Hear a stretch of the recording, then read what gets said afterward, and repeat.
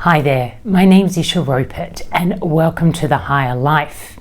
I'm so excited to be kickstarting this new series called Navigating the Great Change. Now, if you're joining me for the first time, I'm a transpersonal educator, transformational life coach, and I've spent the last 22 years taking a real deep dive into understanding three core inquiries. Who am I? What am I here for? And how does life really work? And in the first phase of my own evolution and the work that I've been bringing forth here through The Higher Life, I was focusing on how can we close this education gap and really start to upskill individual human beings to live in a truly empowered way. So it's been mainly focused on looking at concepts, tools, insights, wisdoms, different types of ideologies or ideas that I have gained through my own journey through personal transformation, the things that I have learned through my own training, and been sharing how you can take these and really extract the wisdom of them and apply them in a very practical way to live in an empowered life. Now we're reaching a kind of tipping point or point of genuine transformation. And that is where we take what we've learned, this skill set, and we start to apply it in a way that it actually serves the collective unfolding. Now, we are not actually the source of this collective unfolding. It's already taking place. The great change, it's well underway. And what it speaks to is a significant shift in perception. That is, it's transforming our psychology as a human being. We're coming to understand what we are in a very different way, what we're capable of, what it means to live at the highest potential of being human. These are things that have remained largely invisible. I know I certainly didn't learn about them in my high school education, at university, in the workplace, and most definitely not in my family of origin or family system. But what I did learn in a very visceral and, I guess, practical or pragmatic way is how easily we are conditioned by the systems that we are born into to live in a very dysfunctional and limited way. The cultural conditioning that we call life.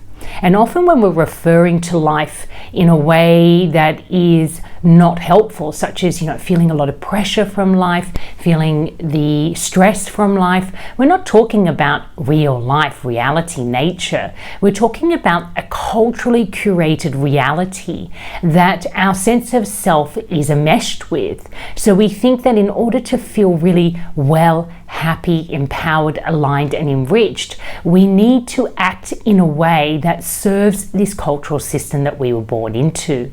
We're actually agreeing to uphold the system through the use of our personal power. So a lot of the work that I've been doing at The Higher Life is about understanding the true nature of personal power. What does it really mean to have power in our personal lives? And how does cultivating this power serve a larger collective unfolding towards what I would call a higher state of consciousness? Where the global experience that we have is very prosperous, it's very well, and it's in balance.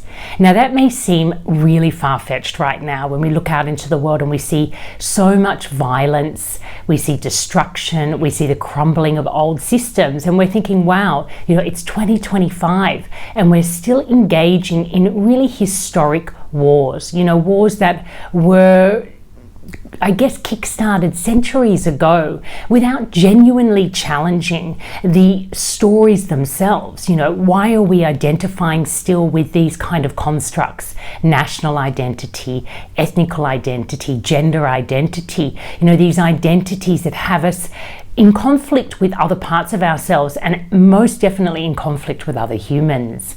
And I would say that this is really the core of the great change. We're starting to understand through cycles and cycles of experience of being human that other human beings are not a threat, and that we are in fact one species, one large relationship intelligence system that is coherent. We are not single tribes who all need to fight for the same space and resources. This is the old paradigm, the old psychology, and it is dying out. And that is why we have what could be perceived as the great chaos. Because as these systems die out, it's kind of troubling for the psychology that has lent in on it or relies on it to stay alive. So we in fact need to die in one aspect of our psychology for a more advanced and evolved psychology to emerge. Now, we don't need to do this in a forceful way. It is a natural unfolding that is already happening. What I'm trying to do here through the education that I'm offering and this journey that we're going to take together is actually to bring context and clarity to what this unfolding is, so that you can actually align with it in a more skillful way in your everyday, ordinary life. But also I want to speak to something very significant about this transition. One of the most, I think, poignant experiences that we're going to go through is this detachment from human potential, the highest human potential being something that we do out in the world, a skill, a contribution, a way of being that other people admire and recognize, making money, being an influencer. That's just not going to matter anymore. The truly empowered, enlightened human is very emotionally and socially intelligent. That is, we are turning inwards and starting to cultivate a very different type of potential. And this potential is based on our capacity to relate to each other, to love each other, to have all these sensory experiences, but be able to actually be highly sensitive beings without feeling that it is a weakness or that we need to protect ourselves in the process. Now, this is really important because our education systems will be fundamentally transformed by this shift. We're no longer going to focus on educating our children to perform well in a corporate environment, for example, or to try and save the world or to fix the big challenges. We're going to focus on cultivating social, cultural, and emotional intelligence. And that is, we're going to understand how our cultural realities are curated. And through this process, we can dissolve those parts of it that are no longer serving in this unfolding and start to really energize the aspects of our inner resourcefulness that will help this unfolding accelerate and really live to its full potential. So to put it clearly, or I guess as accurately as possible, we're going to take all this inner resourcefulness that I've been speaking to for the last 5 years and apply it in a way so that our ordinary daily lives start to really become a living example of what it is to live in higher consciousness, but not need to actually change or manipulate anything about the conditions of your life. This is going to be really empowering because if you're like me and you were born into middle-class Western culture, the core dysfunctional belief that we have in this type of mindset is that the highest potential of a human being really comes down to self-optimization. That is, there is this notion that there is the best life you can live or living your best life. And if you're not actually achieving that, you are failing yourself somehow. And it's actually completely misguided. There is no best life that you can live, that you can co-create forcibly, because the intelligence that we are part of, humanity, has its own course, its own path, its own design. And it's not really interested in whether you have a big house or a nice car or you are very impressive in your workplace. It's not even that interested in whether you're saving the world. What it's fundamentally geared towards is humanity evolving out of limited ways of viewing its own potential and stepping into higher states of consciousness. So, the material aspects of your life will not serve that agenda. But in a more disturbing pathway, what we have noticed over the years is this highlighting of self-optimization has simply just created a reality where some people are able to access all the resources and other people are denied access to basic resources. So what we see is an increasing imbalance in the culture that we experience. So we're seeing higher rates of depression, of fatigue, of exhaustion, because people are not challenging this primary delusion that somehow your best life revolves around using your personal power or creative energy to serve some kind of lifestyle that then feeds your sense of self, and that somehow if your lifestyle is a certain way, you'll experience this joy, this happiness, this fulfillment. But you really won't. You may have short spurts of satisfaction, but it's not aligned with the great unfolding or the great change.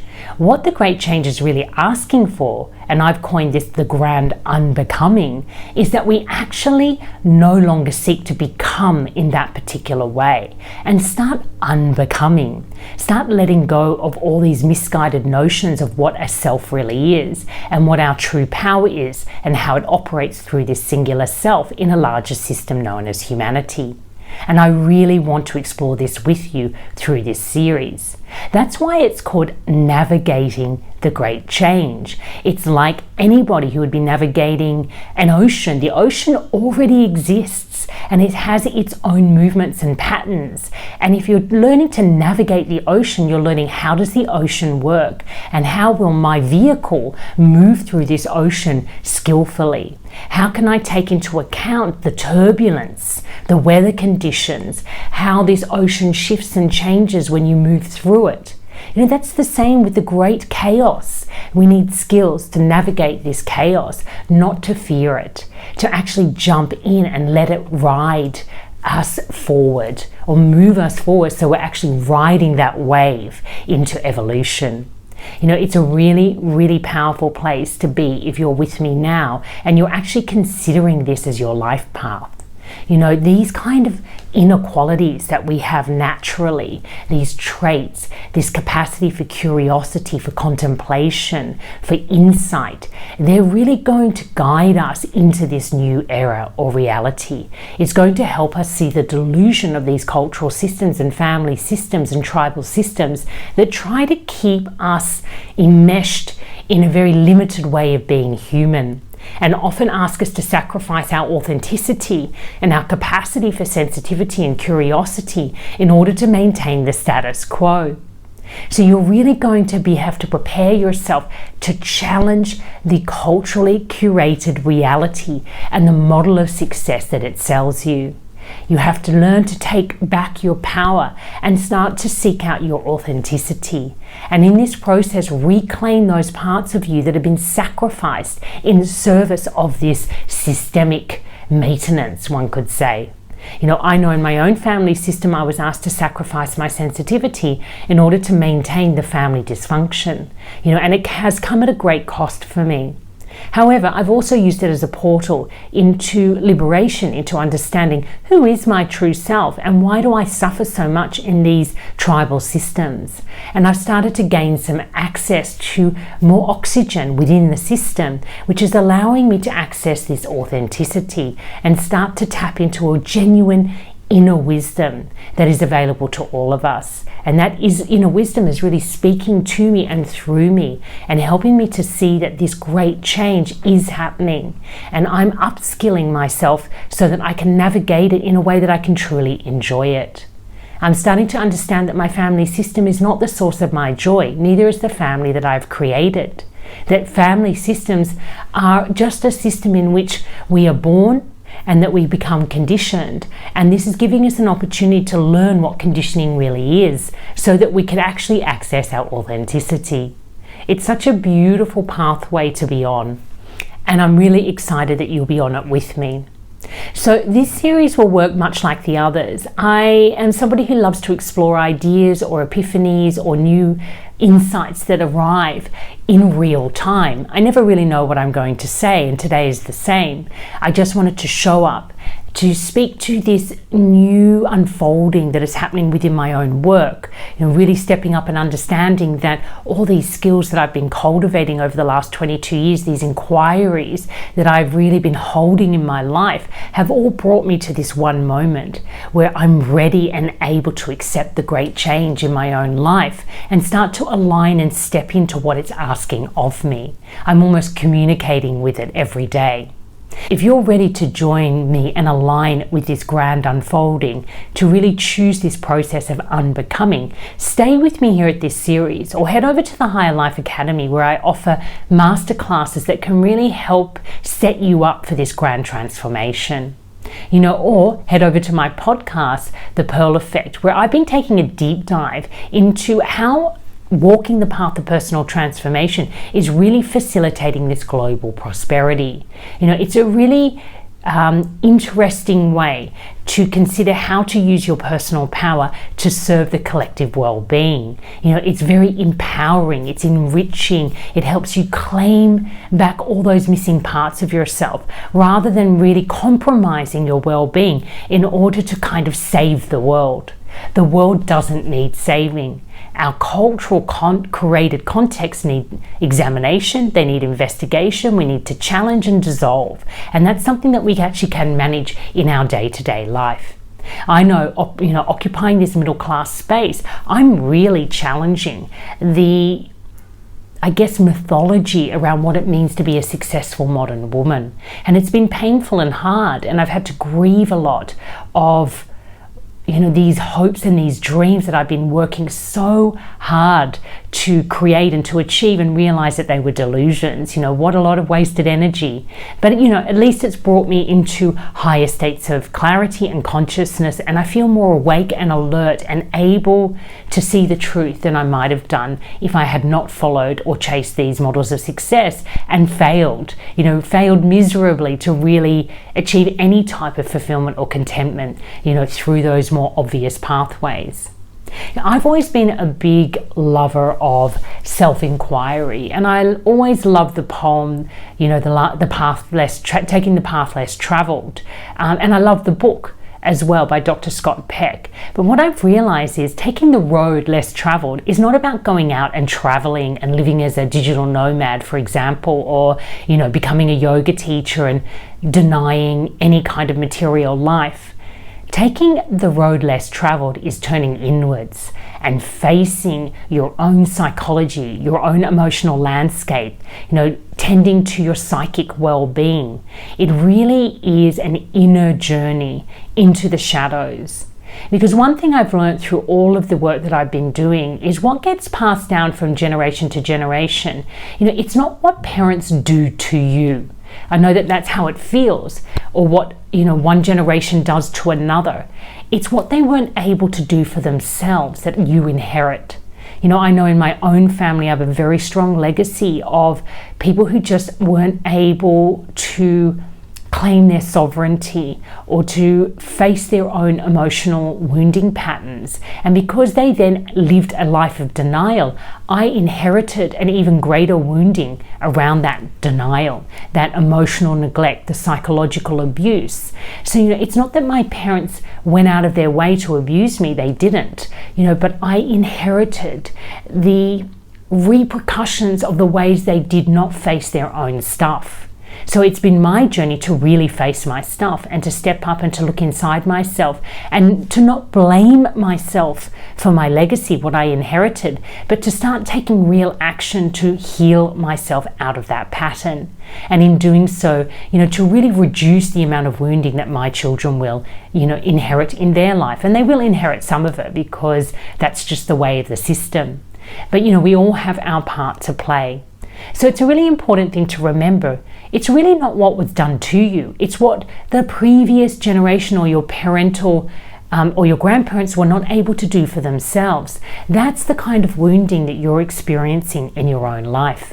And the real calling is then not to blame them for that, but to step up and actually do the work in your own life. It's not your job to heal their wounding. It's your job to heal your own, whether it's the wounding that you received in this lifetime or what you were born into.